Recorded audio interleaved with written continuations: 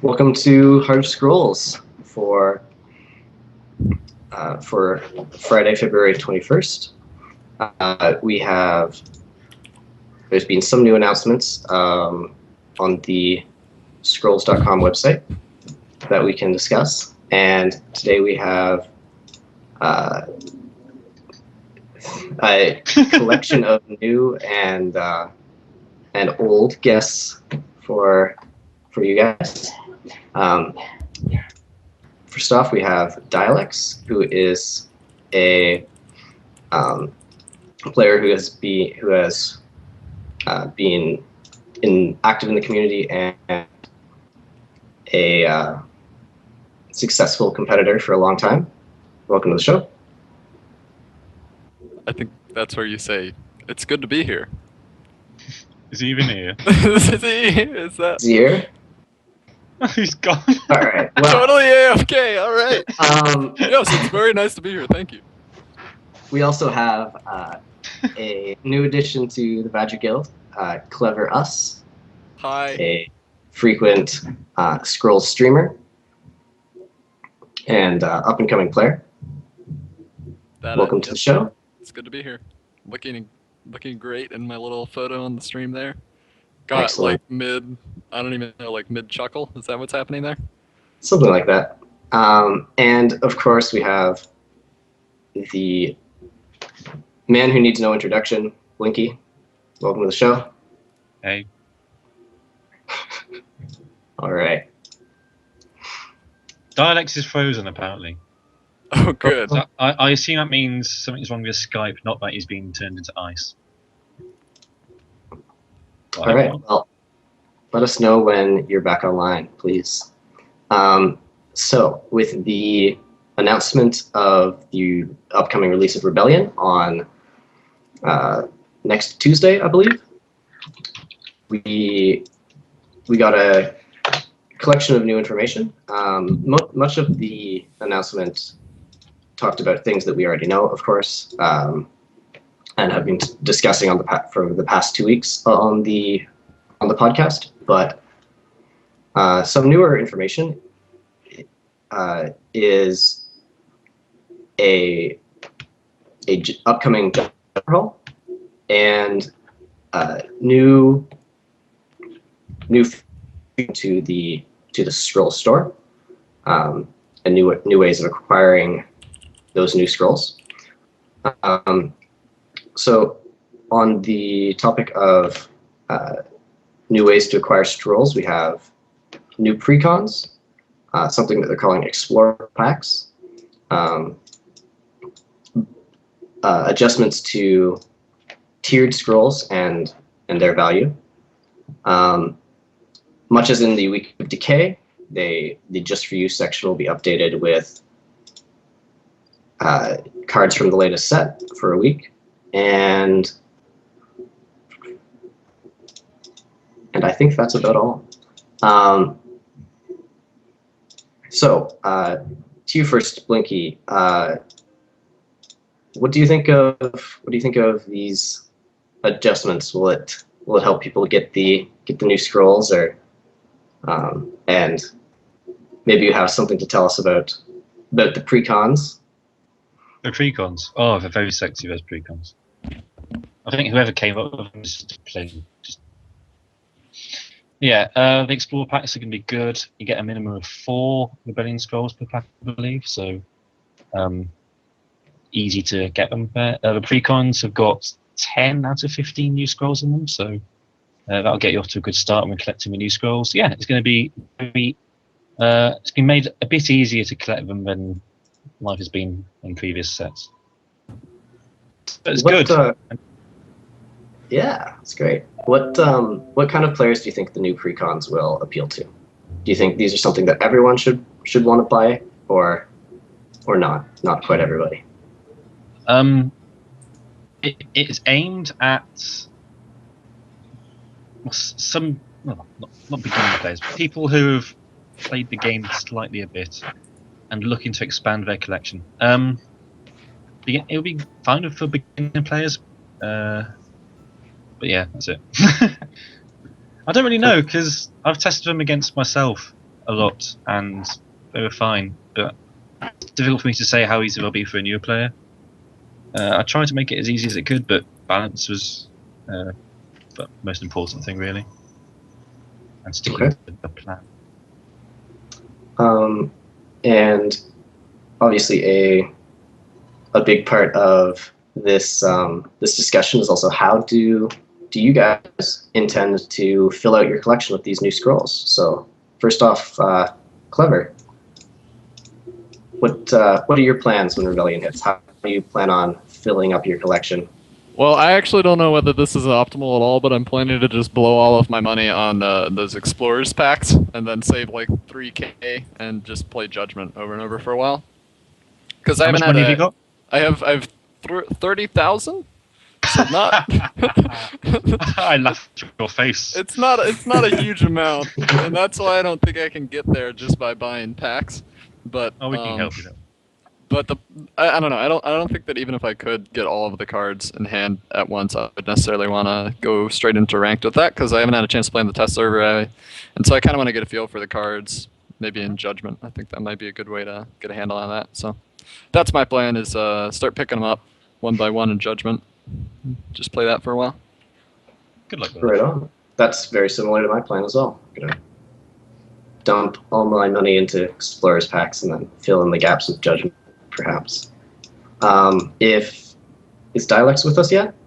Yeah, He's I'm here. messed up. Oh, he's here! He's here! Yay! Yes. Oh, I'm Excellent. Everyone, welcome Dialex. ask him questions. Yeah. Same question to you. How do you plan on filling in your collection of scrolls when Rebellion hits the live servers? I will probably buy all the precons and probably play a lot of Judgment. That's my plan. Maybe get some through the trading channel, and fill up my collection that way. The precons are pretty good, so I get a lot of the main core scrolls from them. Right on. I'm My going to go thought on- mad and buy a precon on each of my accounts. Sweet. Yeah. Just because I'm going for tier 3 scores of everything, and that would help. So that's what we're doing. That's a Yeah, good they got, segue into another topic that they announced, which is new rewards for using tier 3 scrolls. So previously, getting to tier 2 was kind of exciting because you would get your stats recorded on each scroll, but tier 3 just sort of gave you this rainbow effect. But there's a new bonus coming to those. Would you like to tell us about that, Blinky? Sure. At the moment, tier 3 scrolls, they're only shiny, and that's boring. So now they give you gold bonuses. Can't exactly remember how it goes. I think is it 2.5% for a common, 5% for an uncommon, 10% for a rare. It's That's somewhere correct. around there. And it's capped When you at draw them 50%. during the game. Yeah. And it's capped at 50%. Now people have been saying, "Oh, that's going to make you richer." It will after about 2,000 games or so, because it is so expensive to make a tier 3 scroll that the bonus will take ages to recoup. It would just take a long time to recoup the gold you spent to try and get tier 3 scrolls. So. But it's good because it was something I suggested to Bombing Boy, and he said, "Yeah, I'll do." And I wanted more gold. No, that's not true. I think it's a great change. Yeah. I mean, I'd much rather have a bonus of any kind, honestly, on the tier 3s because they did not really have a lot to make them worth going after. But this definitely gets closer to that. I mean, to get one tier 3, you need, is it 9 scrolls you need? Yes. To get one tier 3, to have a set, you need 27 scrolls. And that's a lot of gold. I mean, if it's 1,000 for rare, it's 27,000, for instance. And you'll be getting 30% extra gold for each game, and say 300 gold for a game. So 30%, that's 100 gold. So you would need to play 270 games with that in and win. Get your gold back. Well, I think it's also keep in mind that you actually have to draw those scrolls into your hand as well. You won't actually, if you had a play set of one rare, you wouldn't get that 30% bonus every game. You would usually get maybe 10 or 20. So do you have to play them, or do you just have to draw them? From what I've read, you just have to draw them into your hand, but All right. but I have been wrong before. Yes, you have. But also the good thing is you can now get them in packs as well, and single scrolls. I know I don't know if percentages of that have been released, but I can tell you that it's fine. I Yeah. don't know. When I was There you go. testing that a bit. What figure did you arrive at? It was like somewhere between like every 5 and 10 packs. I got like, I didn't have a ton of data, but I just used all of the gold that I had on the test server, and they came up now and then, but most packs did not have an extra scroll. Keep in mind with that new bonus, that's an 11th scroll for the pack that's sometimes added. Could be anything. Yeah, I don't know if Mons wants percentages released, so I'm not going to say what they are, but you're close. So, well, I put a pretty big range on it. So it is between 5 and 10 for a pack, and for singles, it's a lot different, obviously. okay. But if you get it in a pack, it's an extra card. So you'd get 10 cards, then an extra one as well. So it's quite cool. All right. Bring on the tier 3 cards. So a thought on tier 3 scrolls giving gold rewards. I don't think there's many people who would be complaining about this, but I found it was a bit of an odd choice for what bonus to give to a tier 3 scroll, since the players who have tier 3 scrolls don't really need more gold that much, and players who do need more gold can't get tier 3 scrolls very easily. So it seemed like an odd choice. But well, they can now through getting it through packs. And the only That's other true. option for tier 3 that we could come up with is like aesthetic sort of stuff. That takes a lot more time and effort and other things. So I think the gold bonus is just nice and easy sort of thing. yeah, it's a nice gesture. At the very Yeah, I least. don't think you get any extra gold for selling them to the store. Okay. So, like at all. So this kind of increases their worth up to actual, because tier 3 scrolls were hardly worth anything really. So Yeah. with a little extra bonus, maybe they will now. So Yeah, I agree. I don't think it's like necessarily the number one most optimal thing that the bonus could be, but I think that it is a lot better than the current state, which is nothing. So All right. So the next major topic is the judgment overhaul. So a quick rundown of this is now when you are drafting and you're presented with a row of 4 scrolls, those will all be of the same rarity. I can say from experience trying to do a couple drafts on the test server, it makes your decisions a lot more difficult when you get that row of rares. You have to choose between all of these amazing things.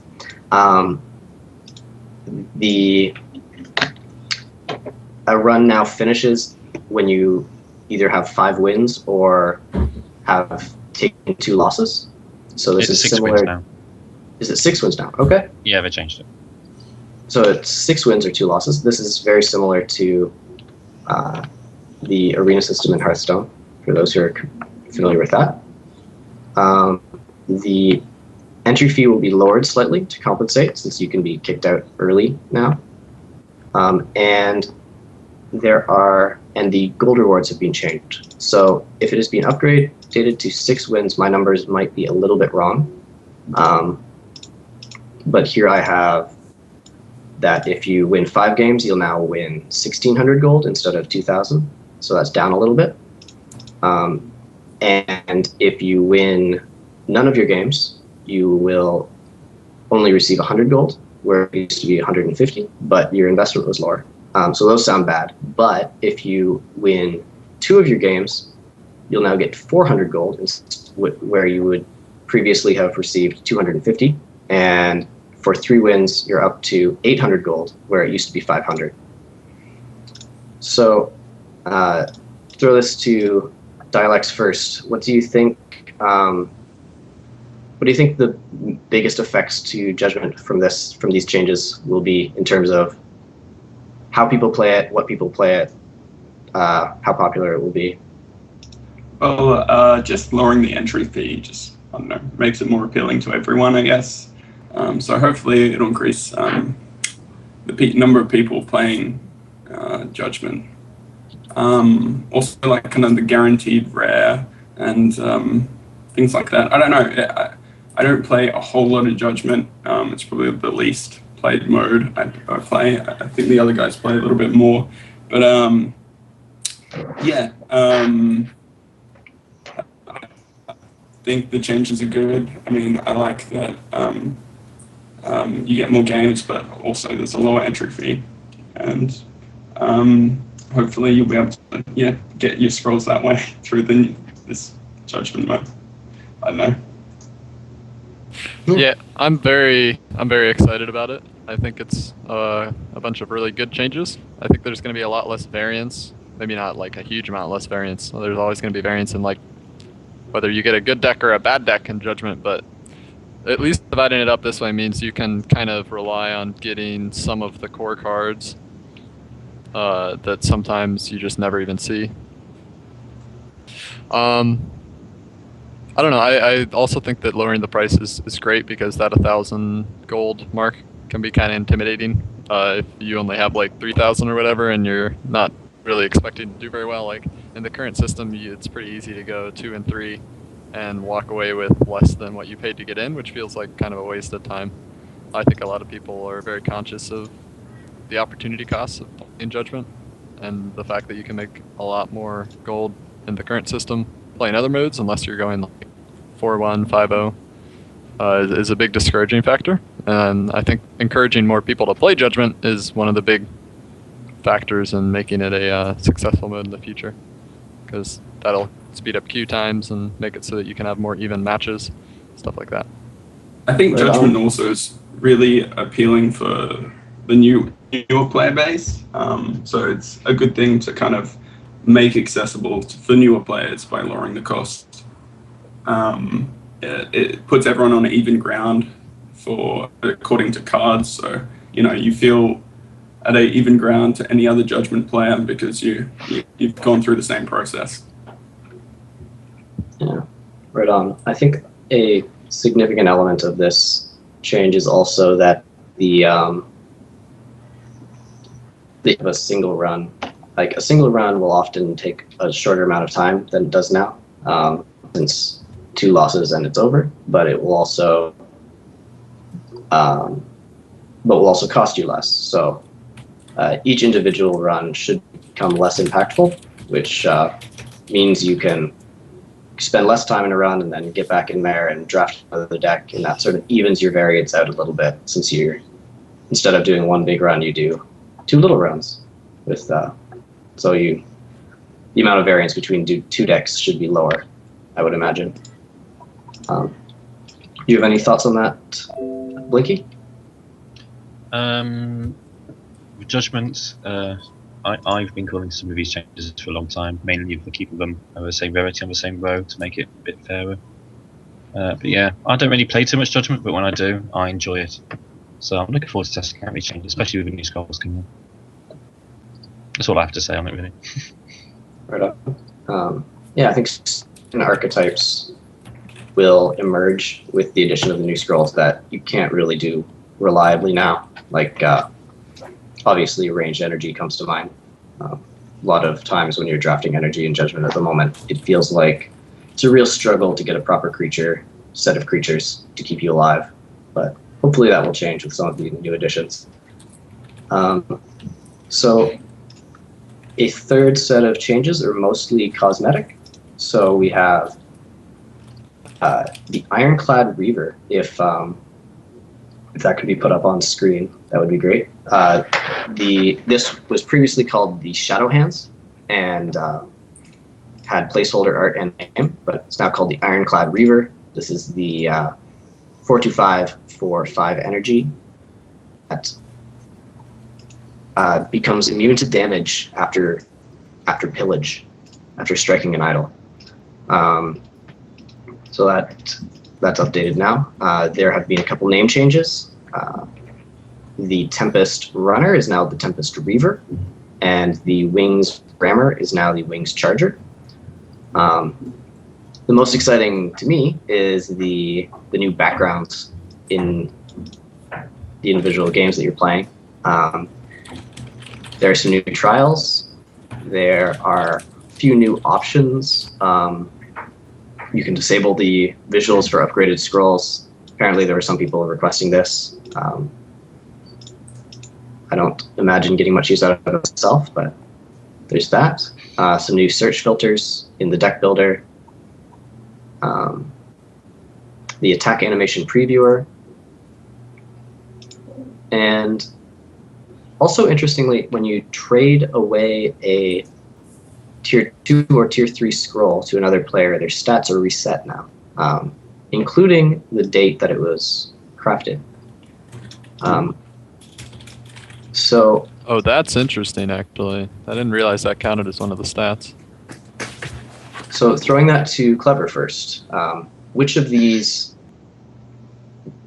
why do you, if there's any changes from that stand out to you in terms of why you think they were made or any impact you think they would have, go nuts. I think it would be kind of cool if they actually kept the original date it was made on that. I mean, I like that they're clearing the stats when you trade the card, because obviously it's kind of annoying if you're boasting somebody else's like 15% win rate on a card that you've traded for.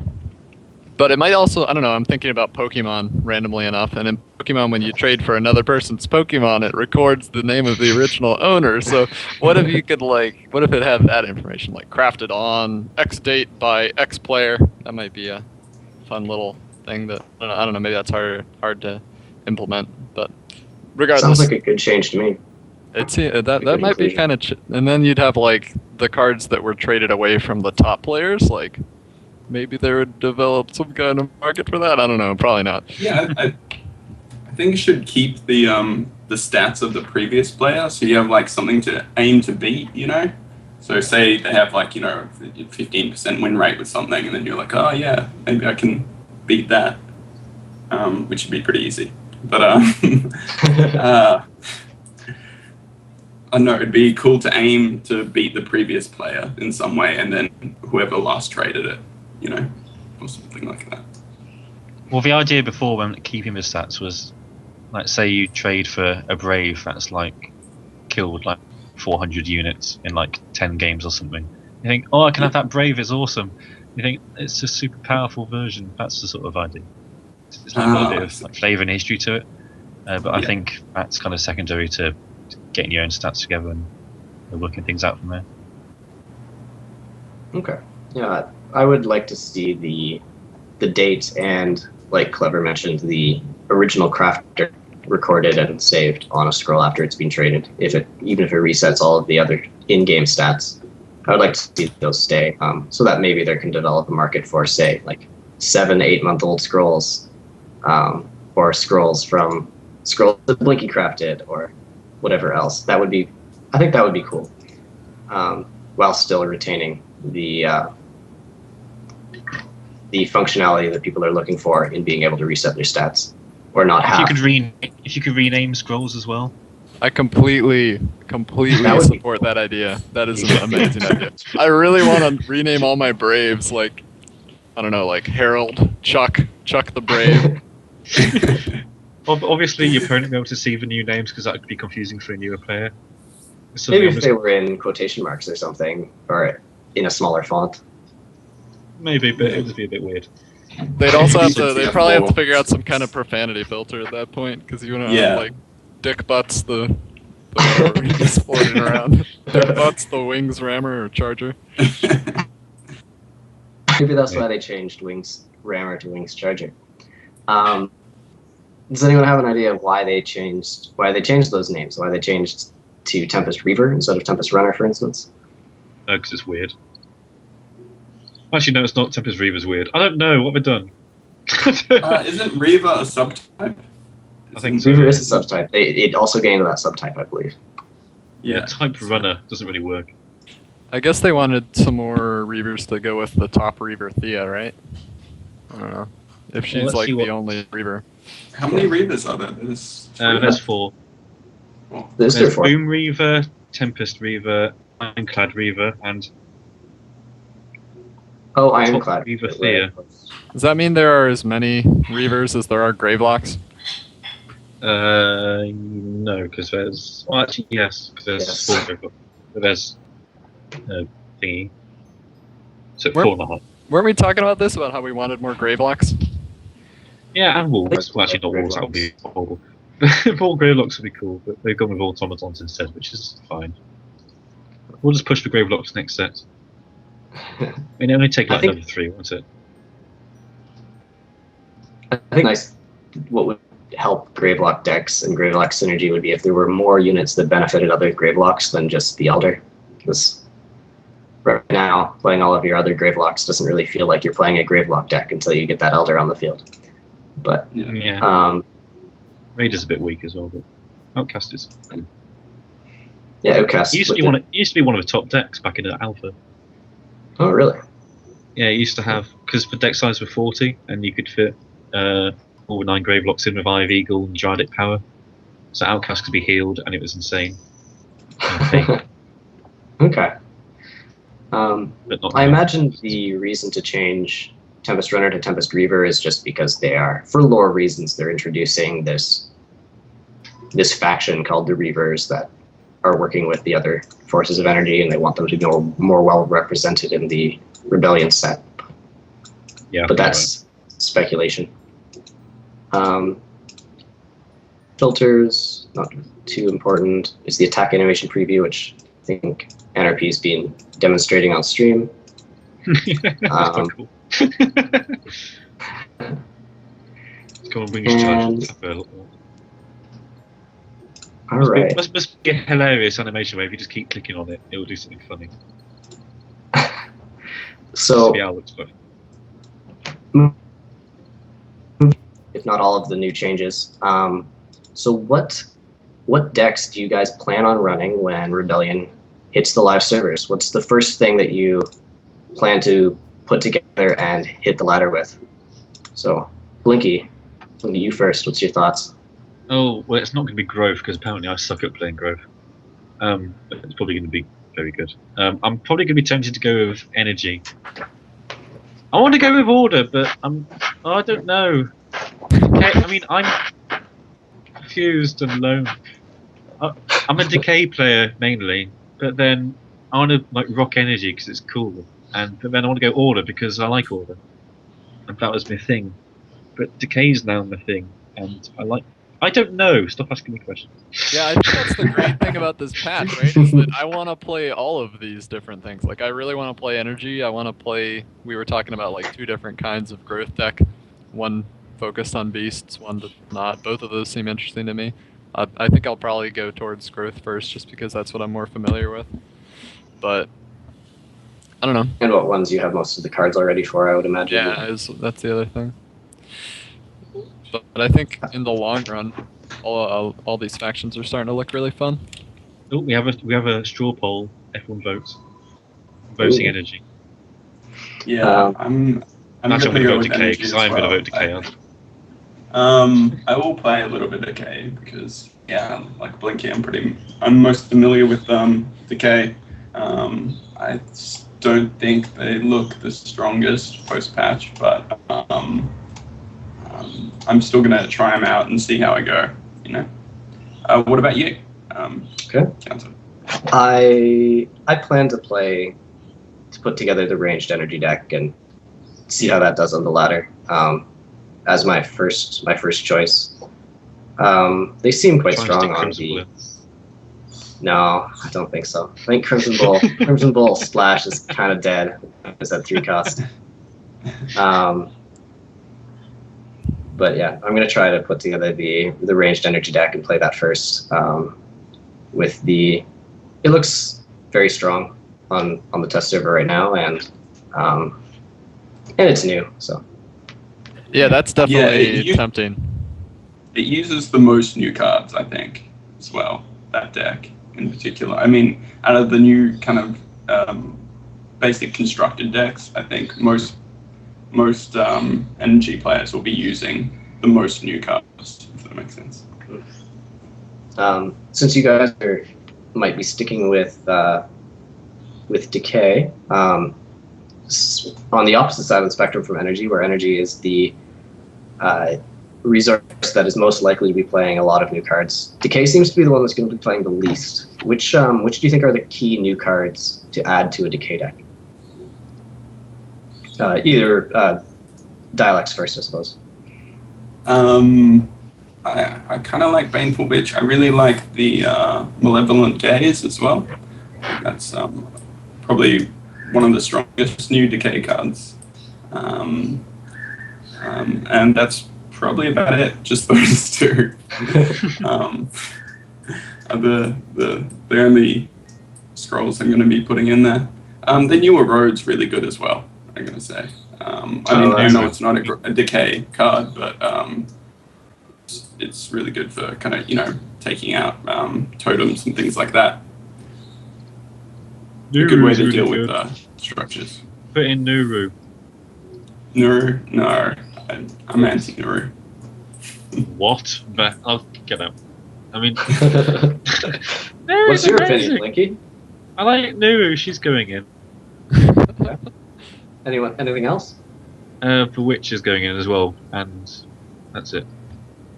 I mean, there's when you look at her, she only does 6 damage every 2 turns, but the thing is, you get to distribute the 3 damage to 2 lanes. Plus, she procs your Harvester or Rottier.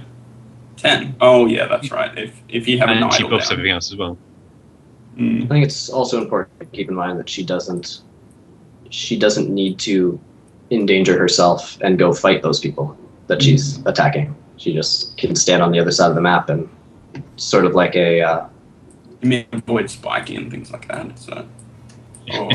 Spiky is such a problem, man.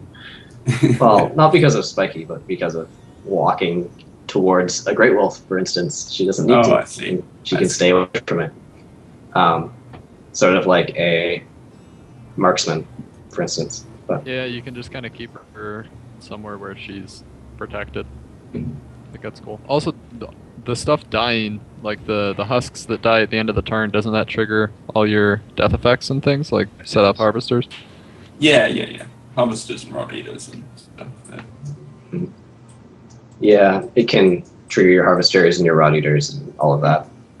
Although I feel that that's less important at the stage of the game when you have Nuru going, because at that point you're just trying to finish the game as soon as possible. But it would depend on your strategy, of course. So how do you see her kind of fitting into that late game stage? Because I feel like past a certain point you're just trying to line up a Necro to win. So does she just help get you to that point? Is it? I don't know. I guess She's just a strong creature, and she's cool.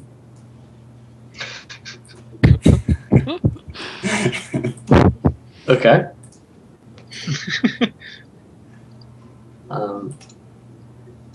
So I think she was stronger when she summoned 3 husks, but I think she's a bit fairer now. yeah, I still think she's quite strong. I've had a few games where I was able to keep her alive, and she attacked 2 or 3 times. She's very powerful, but I think 2/5 is a bit only slightly weaker than 3/4/4. Mm. She's still summoning 2 kinfolk veterans, suicidal kinfolk veterans every other turn. So. That's one way of looking at it. That's how I look at it. So those are the decks that you're going to be running. Didn't get a straight answer out of all of you, but in your new decks that you're planning on running, which cards do you think will be the most important in terms of what are the cards in the new meta in those decks that you're playing that you feel like you would only sack when you absolutely need to, and you're often hoping to top deck those cards? What cards do you think really stand out as being game changers? Sure, go ahead, Blinky, if you have a thought there. For Decay, I would say it's probably the Witch, because you're going to want to combo that with Tent. Energy, what's it called?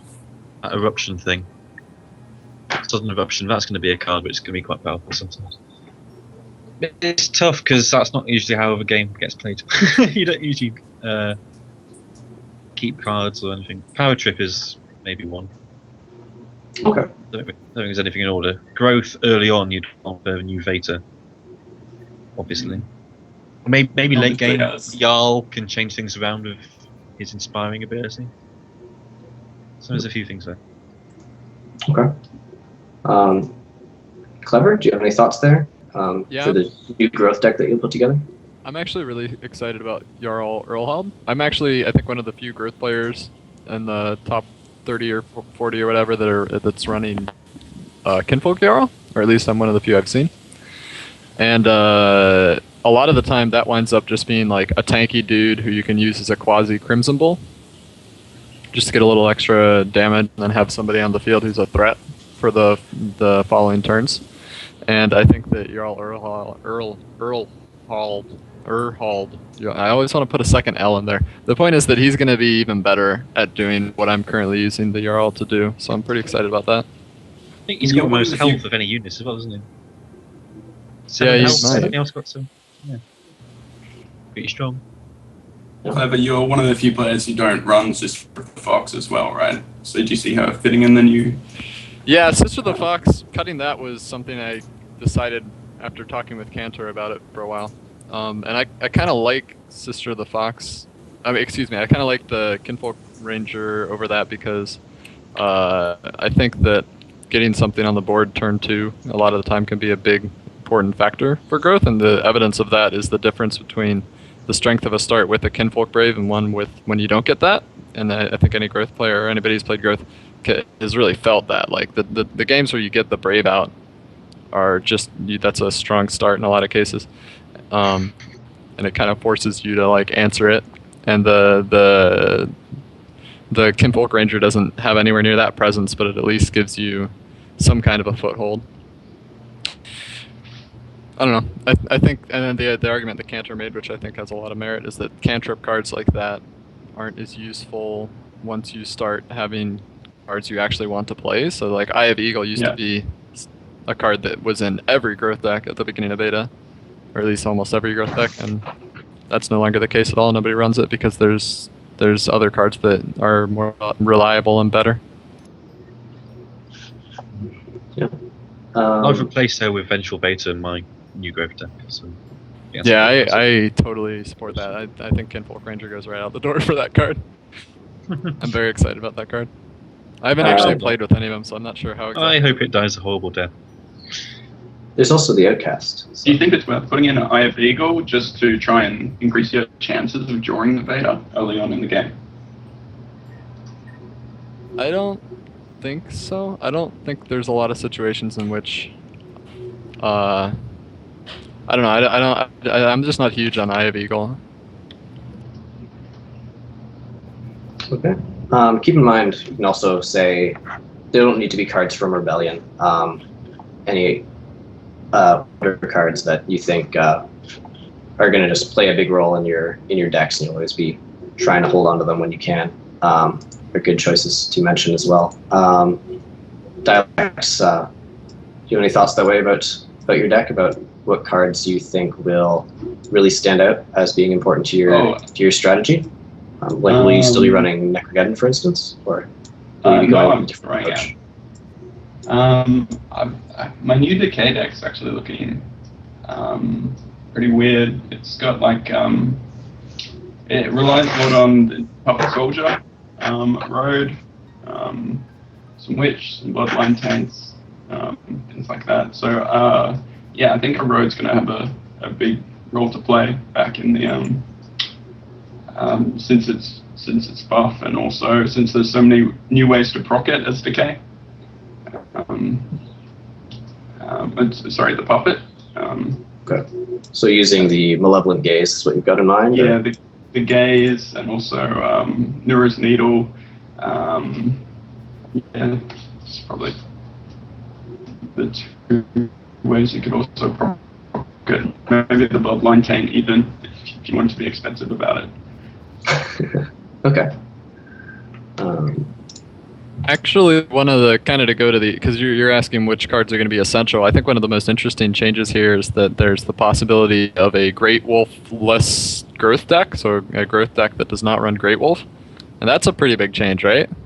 Like, it's Yeah. not. That's the first time that's been at all viable. So just using Yeah. the Fang there instead, is that? I think the way Blinky was laying it out. Well, should we Yeah, I move have on a to those decks I now? have a and we can version get of- on to that Yeah, subject, let's. so Maybe you shouldn't. Yeah, Yeah, sure. probably a good segue. we can talk about that. Yeah, I have a version that's using the bear instead of the wolf as well. That's an idea. For energy, it's the ones that really stand out to me are Power Trip and Bombard. Like, when you have that Bombard, sometimes if you need to fit your curve, you might sack it, but you really don't want to. You want to save I that sack for some Bombard all reason the to make it play. But,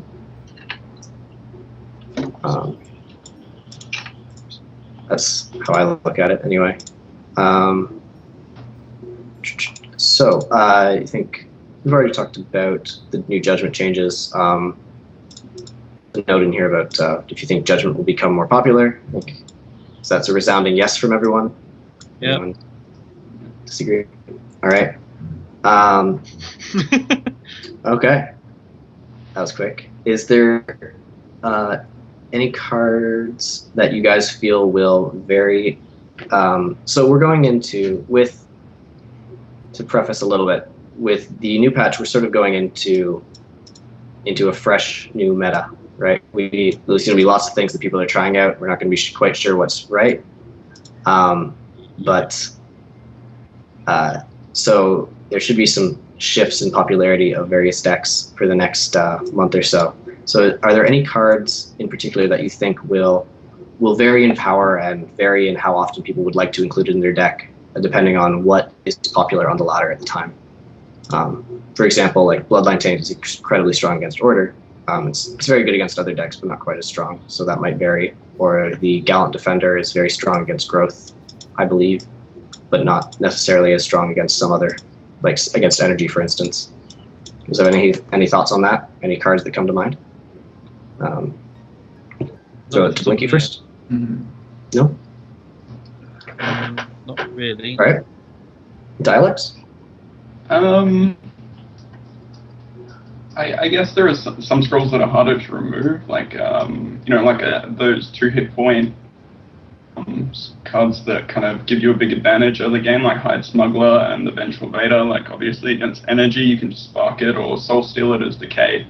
But against Order and Growth, it might be a little bit more tricky to deal with in the early game at least, and it might give you a bit of advantage as Growth or Energy. Getting So those you're- out early. You're referring to the Hired Smuggler and the Yeah. Vengeful Vader. Yes, and the Echo Maiden actually is really good against Order, but less good against Growth. That's a very good point. Yeah. It's less good against, like, say, Energy, who can burn it. Yeah, But- yeah. Quite good if you can defend it. Mhm. Clever, do you have any thoughts on that? Honestly, I have no idea how the metagame's gonna settle. I think there's gonna be. I don't know. I feel like the test server games that have been played out so far have been very good at determining the test server meta, but whether or not that's gonna actually apply to the real ladder is an open question, I think. So yeah, I'm really interested to see what ends up happening, what people figure out is strong once there's a lot more people trying it all out. Okay. Another one along the lines of, he was saying those 2 health, 2 drops, that get weaker if people are running Spark or if you're running into a lot of decay with Soul Steal. Another one like that is the new Corpus Collector. Say 4 drop in decay, so it's fairly weak against Energy since they have burn, and like getting your 4-drop burned, it feels horrible. But maybe against some other factions, it'll be pretty good.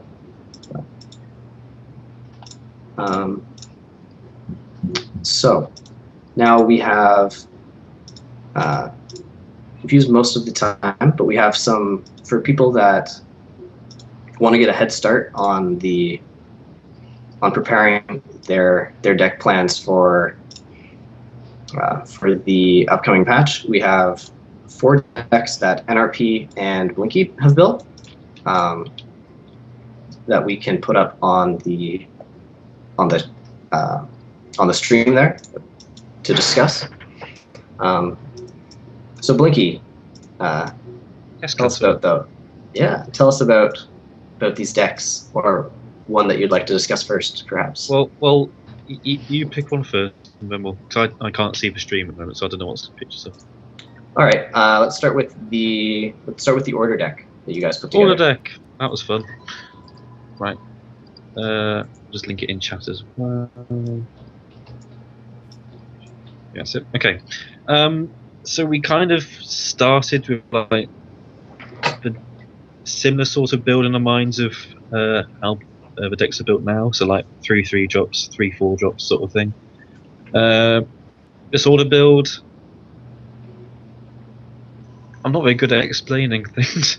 Well, for start off, we wanted 5 displacement scrolls, and we split between either 3 flip or 3 pother, and so we just went with 2 flip, 2 pother, and then a reversal just to be awkward. And Okay. it sort of offers you something different. I mean, we're just really trying to fit things in. I mean, we wanted 3/3 drops, but there wasn't enough space, so we just went with 2 Royal Spearmen. In new cards, we've added in 2 Wings Warder, because I think 3 is a little too much.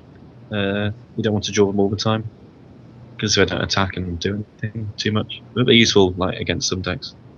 And then K and Cleaver.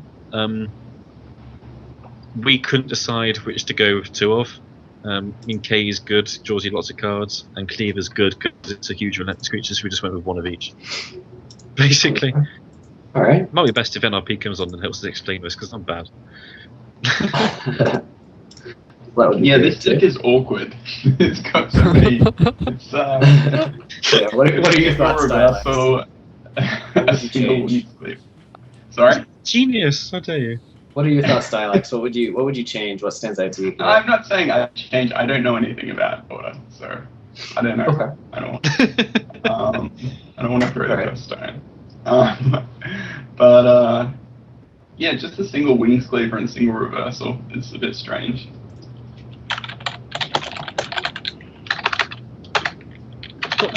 Yeah, what were your thoughts for the single reversal and single wings cleaver? I can probably understand the wings cleaver because it's so strong when you actually get Dominion. Because it gets a bonus Well, attack. I would probably go with 2K, but we just couldn't decide between us. So we just went with it. And as I said, I want 5 movement scrolls is usually a good amount. So. What do you think of the wings rammer, by the way? 5/2/4. Yeah, the 5/2/4. I think it's just a bit too weak. If it's a Actually- 5/2/5, then it would go in, but I think the full health is a bit too weak for 5 drop. Okay. In the interest of time, let's just take a quick look at all of the decks and link them all in chat so that We've still got plenty of time. We've still got about 10 minutes or so. Do we? Yeah, we started 8 Right. minutes late. So. Yeah. Okay. I was thinking we would want to be stopping at the hour. But yeah, so let's talk about this order deck then. A bit Yeah, I more. know NLP's the in. Overlord. Sorry. So I was just saying NLP's here, so you can. Oh, cool. Yeah. ask your question. NRP helped build these decks, so please give us your thoughts. All right, so this the order deck. Basically everything, like you said, looks a little awkward because there's all these like cards like the only one of like reversal, wings cleaver, and K, but there's just so many scrolls that we really wanted to fit in. Yeah, I see how we could have like made a lot of changes, like maybe take out the reversal and give it to Pother or Flip, or take out the cleaver or K and switch to the other one.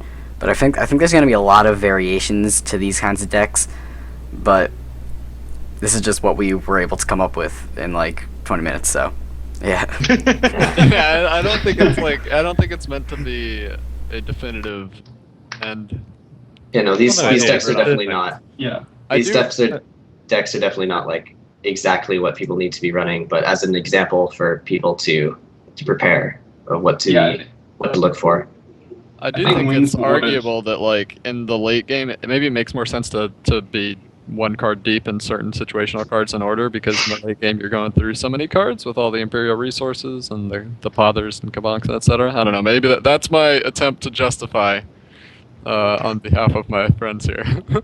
No, 1 and 2 ofs are completely justifiable, but Well, with reversal, we couldn't decide between 3 flip or 3 pother, and so reversal kind of does a bit of both. It draws you a card and it moves things if stuff is stuck. And also you can use it on your own units as well, so I don't know how that would help all too much, but you never know. It could be a situation where it could be cool. yeah, you could accidentally put your spearmen at the back because, you know, if people do Could that give you sometimes. extra movement. So there you go. Yeah. Actually, yeah, I suppose it could give you extra movement to. In a way, it's sort of extra sideways. Yeah, It's just different. So Do you draw a card with reversal? yes. you do. Yes. Otherwise, it would not be in. Yeah. Something I notice is that there's 3 Imperial resources, which Yeah. seems completely. I've been finding that for those economy scrolls, it's often nice to just have 2 of them because you don't often. You need to find a lull in the action before you can cast one without getting run over, and for that reason, you don't want to be drawing them all that often. I found, but I found do you agree when with that at all, or playing, is that just me? Order versus Order, that Imperial resources, like, just because the decks are pretty slow, if your opponent has 3 of them and you have 2 of them, it makes a big difference, you know. Oh yeah, in order versus order, I Maybe can't disagree. And as we all know, maybe not. as we all know, the meta is the top of the ladder is packed with those order players. You can't find a game without an order player. Well, it might be after the patch. Who knows? Never know. Apparently, it I came think up very it high on the is, struggle. I don't think Order's that bad, but it's just a shame no one plays them. I think they're probably one of the harder people to play at the moment, definitely. Yeah, I don't think they're that bad at all. So yeah, there's an example of what you could look for in an order deck. Let's get the energy one up next, since this is the order that I have them. All right. Have them in. Energy's up. All right. So things that stand out here, we've got destroyers. We've got Top River Thea, Sudden Eruption, Hired Marksman, Power Trip, of course, Great Elders. So this is a ranged bombard-based deck that a lot of people will be running something similar to. Go ahead, Blinky or Nerp, on this deck construction. How you ended up with this? Well, with difficulty. all right. Well, so we just went through the creatures and we put in the range creatures that we'd want in the deck. It has a nice curve, like we put in 2/2 drops, 3/3 drops, and some of the choices were tough. Like since energy has so many 3 drops, it was tough to just choose Canada and Stormrunner, because there's also stuff like Scattergunner and Replicaton and things. yeah, Replicaton, Boom Reaver, all that stuff. But we wanted to have a nice curve going up, and this Power Trip is really awesome because it would help get up to Thea earlier on.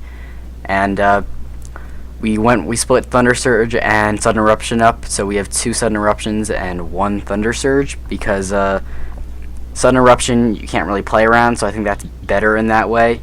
But then 1 Thunder Surge, just in case the player is not really moving their units apart, you can surprise them with that.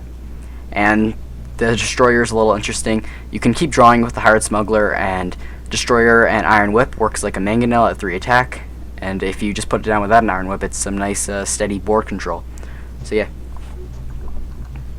Okay, Yeah, pretty much covers it. great. Clever Dialex, do you have any comments here about maybe Dialex, you've built some energy decks on the test server. How does this differ from the ones that you have? It's Anything like pretty that? similar. I preferred the Ash Runner over the Gunner Automaton. I really like Ash Runner because it's just a super cheap way of doing crazy amounts of damage. You can play the Ashrana, play Bombard, play Machinated, and you've got a whole line of units to kill. I also put Vicious Strike in there. It works on destroyers, so it's a good way to, if you get languided your destroyers, then you can kind of buff them up that way as well.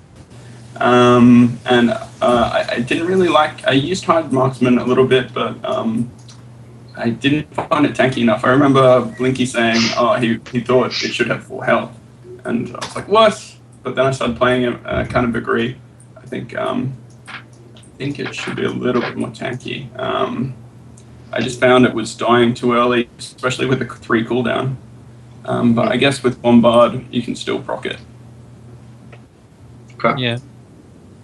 Yeah, with There was a choice between Elder and Ironclad Reaver, but because Elder's ranged and Ironclad Reaver, it's strong in its body, but to use its pillage effect, it's a bit awkward because you want to be attacking creatures mainly, and you want the creatures behind to attacking creatures, and this is going to be at the front protecting them. Well, you could have the... well, if it's going to hit an idol, then your creatures that are attacking the creatures are going to be unprotected mainly, so you don't really get the advantage of it. Yeah, I found with Ironclad Reaver, it's a bit awkward that it won't be affected by your Bombard, but that even though if it kills a creature, then it would be very good because it will still be on the same line. Yeah, I found that while it at first it seemed really awkward to use the pillage effect and like decide what you wanted to do with it. There were a lot of times where there's a bit of a standoff, and being able to every time that unit's ready to attack, just move it into harm's way and not worry about it was pretty nice upside. Other things, Sudden Eruption at first I thought was a pretty mediocre but good card, but after playing it more, I think it's very good. I would consider including 3 of for people out there. But yeah, no, this is a good deck to try out. Do you have any thoughts, Clever? I think the being able to threaten both Thunder Surge and Sudden Eruption is just the most maniacal, diabolical thing. That's so, like, as growth, you're trying to figure out whether to play your Rat King to like make growth. Sudden Eruption less effective, or the horror growth's gonna have a hard my heart time in bleeds one for you. specific tiny situation. But the I point don't know is, whether to summon 3 cut creatures for 1 card. I just don't know. It's a tough decision. Do I play them? I don't know. it's gonna be hard. You know, any faction is gonna have trouble with figuring out whether to put more stuff on the board to decrease the chance of all their important things dying, or to like play around Thunder Surge as is traditionally the case. And I think that makes both of those cards stronger than if only one existed. Yeah. That's a good point. Yeah, I like 3 Eruptions and 2 Surges, which can be a bit too much high-end removal, but it's nice to have. I'll probably be running only 2 Cannon Automatons because I think they're not great for their price, but it's nice to have something on that 6-drop slot. But yeah, neat deck. Then we have this growth deck. We can pull that up. So this is, how many creatures are in this deck? That's the thing to 32. wonder. 32. All right, that's a lot of creatures. So we got all the wolves. We got Fangbear. We've got a full complement of all like Quakes, Fertile Soils, God Hands, Rallying. But curiously absent is our famous Crimson Bull. Yeah, tell us about this. You can have this one then, LP. Alright, well, about the Crimson Bull. Crimson Bull is, well, the nerf it to 3 makes it not as super strong. Culling the Flock kind of does its job now in this deck because it's a beast deck. You'll probably be able to just Culling the Flock like a rat or something, and then you'll be able to get some extra damage that what the Crimson Bull would do. There's noticeably no Ancestral Totems also, but hopefully Culling the Flock will do enough extra damage for that. Crimson Bowl and Culling the Flock do work well together though, so I could see some people using both in the deck because you can Crimson Bowl and then Culling the Flock and get some massive damage. And for the rest of the deck, it's pretty easy to understand. It's just a beast deck. No Brothers of the Wolves, no Earthborn Mystic, but I think there'll be multiple kinds of growth decks that will be viable at the top of the ladder. Yeah, I mean, back to Crimson Ball, I think the Jarl can do that job as well, so I think you're safe there. I mean, it's Yeah, with, that's a very good point. with these two Vatas, it's going to be very easy to ramp up, so being able to play Jarl and Cunning Flock in the same turn is not out of the question. So it'll be a lot more expensive, but you get a big creature as well. It's interesting though because, like, one of the things that makes Ragged Wolf so strong is that you can combo it with Crimson Bowl in the mid game for a lot of really big plays. And I'm wondering whether Ragged Wolf's, this is just coming to me now, like I wonder if Ragged Wolf is anywhere near as good without that ability. And even like the Culling the Flock on a beast strat for 1 damage, I think it's going to be hard to find. Like Mangy Wolf is a good target, but I wonder what else is a good target for that. Like you don't really want to be getting rid of your. Getting a bear is worth it, but it's situational. Yeah. That's why I think dropping Ancestral Totem was tough, because it buffed the rats to Right. really better work. Yeah, actually, that's a really good point. With more people playing a road as well, it makes Ancestral Totem a lot worse. That's true. Well, that's if we're assuming people are going to play it, which I don't think. Wetland Ranger isn't also an option for that sort of function. I don't know if it's hard to find room for it in decks. You can't I call found him when I was though. building them. But yeah, you can't call him. But if you can make your rats have 2 attack, and you can call those, that might be useful to some people. Okay, I like the inclusion of Urhald. Urhald is a great champion. Getting that Crimson Bull effect, in addition to an incredibly strong creature. Is there going to be any deck that doesn't run him? Like maybe an aggro early game oriented deck? Or is he just always going to be in there? Because I feel like he kind of is. Does anyone have a comment on that? Dialex? I don't have him in my deck, but I also don't have Naru. I don't have any champions. Actually, I use Thea, but that's about it. You're mental, you are. So. Yeah, I know. I don't actually have a proper order deck, otherwise I'd have the champion in there. I have a tempo order I've been using, but it's fun to play, but probably not viable other than against another mono order. Yeah, I have a few different types of growth decks that I'd been experimenting with. It's like more of a late game growth deck, Jarls and the eventual Vaders and all of that, and then some more aggressive order decks that use the Vader of the Wild instead to get those like turn 2 break like that. But most of mine use the Earthborn Mystic and Staghearts as like an extra 3-drop and sort of an alternate win condition almost. Like you can win really fast if you happen to Stagheart Brave with like your Earthborn Mystics, but then you can also maybe go late and play your Quakes and your Jarls and that sort of thing.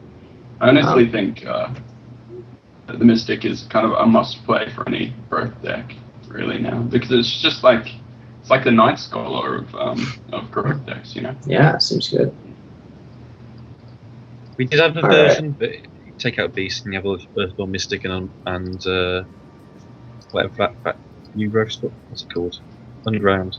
That was in, but we wanted the Beasts because they're big. Yeah, this is a good Beast version. Having those relentless threats from both Fangbear and Great Wolf is certainly a powerful choice. And don't forget Cunning Flock heals Beasts as well, so there you go. Okay. Moving on to the Decay deck. We'll wrap this up fairly quickly. We have so this Decay deck that should be going up on screen shortly. We have new cards here are Nuru and Baleful Witch. And that's about all.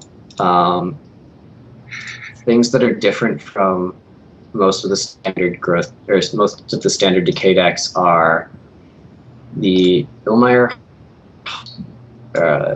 aren't always included, but they seem to be of the pick in this one. Bloodline Taint is being played a fair bit recently, but again isn't in every decay deck.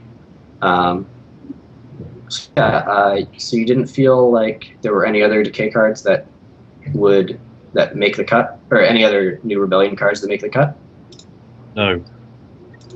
Oh.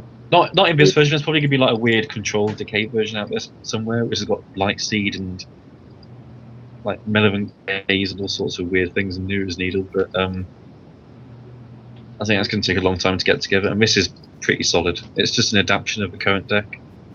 The new cards. I mean, we dropped Ripper for Nuru, I think it was, and then added in Bewitch for Blightbearer, and Taint is in for something else. I think it was Lifesteal. For Witch. Taint is in for Witch? Oh yeah. Combos, I would think? Yeah. Okay. Do you think a Road has a place in this deck? No. No. But there's no space. If some people would want to run that. They won't. Okay. If Ancestral Totems are giving them a lot of trouble. Yeah, I think that would be in that sort of weird control-y version more. Okay. Just get more curse in there or something to use on structures as well. Be good against energy. Okay. I don't think we can always change anything because the thoughts on. Yeah. Decay's been a very solid deck for quite some time with very little changes. There's no Watchers in this version as well, which is fairly common for people to have been cutting Watchers lately, but a lot of people still run them, so that's worth noting. Any comments, Dialex or Clever? Things that stand out to you here? I'm kind of sad that there's not more that's being changed about Decay. I don't know. That's just, Yeah. I guess it's not like the deck's still fine. They're still strong, I think, but could have been more interesting. Okay. Yeah, Dialex. Sorry to no, address you both. Pretty standard decay. Yeah. I have tried all the new decay scrolls, and yeah, just the ones they have at the moment are a lot stronger. So yeah. Yeah, I feel like that's what's happening. It's not that the new cards are like necessarily terrible. It's just that the current decay staples are so goddamn reliable. Yeah. Yeah. I like Blightseed, although it is a bit risky sometimes. But I like it on a Oblivion Seeker or a Tribesman, for instance. I like Boghound. I think it's good if you need extra 2-drops to fill in your curve, if you want to ensure that you have a good board presence early on. Yeah, I want to get them in, but if it was a human, it would be in, definitely, but it's not, Yeah. so can't.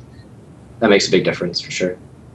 That's another upside for Baleful Witch. At least you get your Ripper body. They should just change the name to like human dressed as a boghound, and then like make the type different. I still think Boghounds should be wolves, so that somebody out there can make a horrible That would be cool, wolf actually. deck that has mangy wolves accelerating Boghounds, but because it clearly wouldn't affect the meta in any significant way, but it would be fun. So I would like that change to be put Would in. affect judgment. Yeah, it might affect judgment, but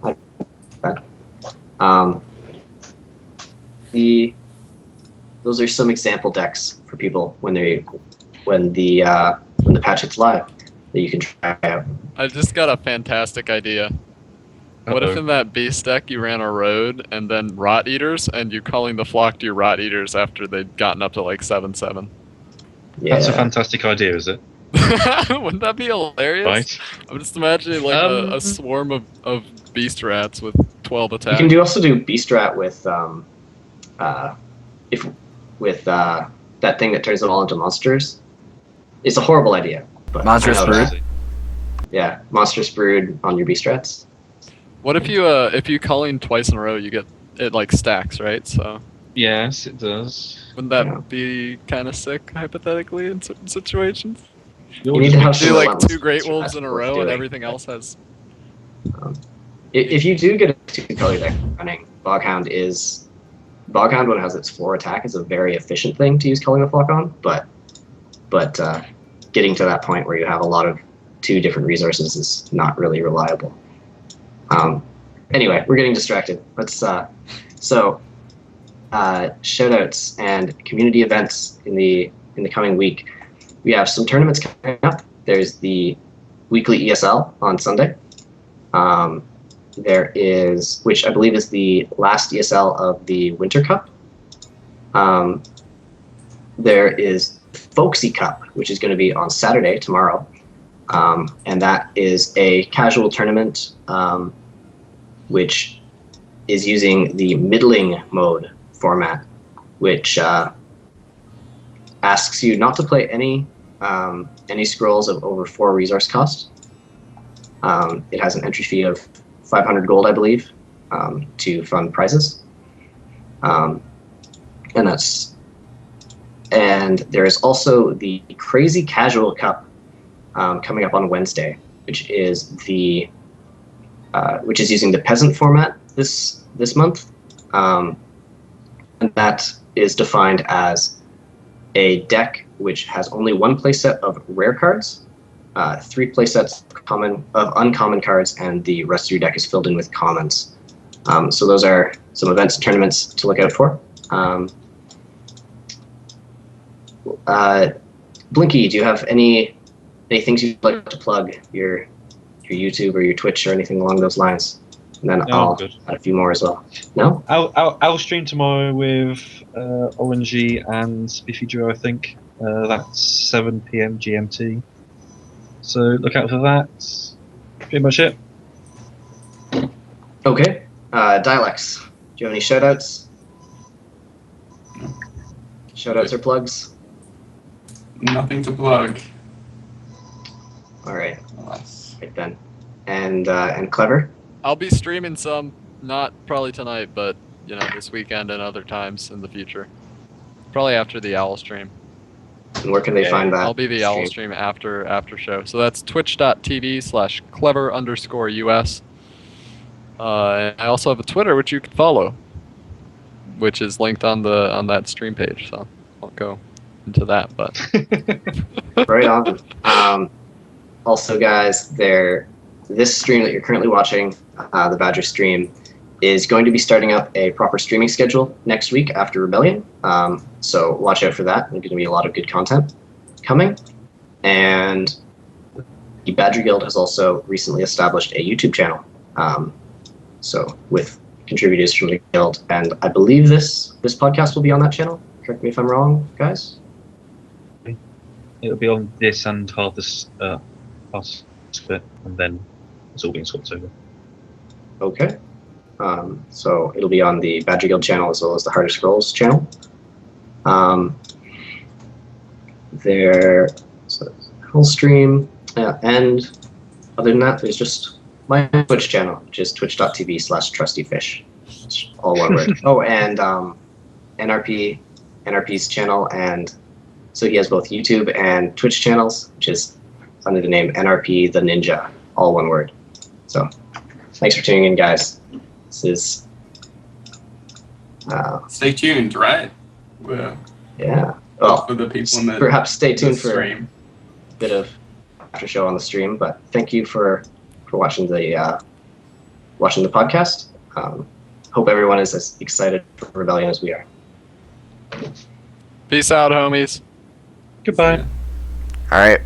Well, I guess we're still streaming because we wanted to do the just invite other people in the Badger Guild. Well, Yeah, if people want to, as long as we just cut the recording for YouTube and Yeah, I'll stop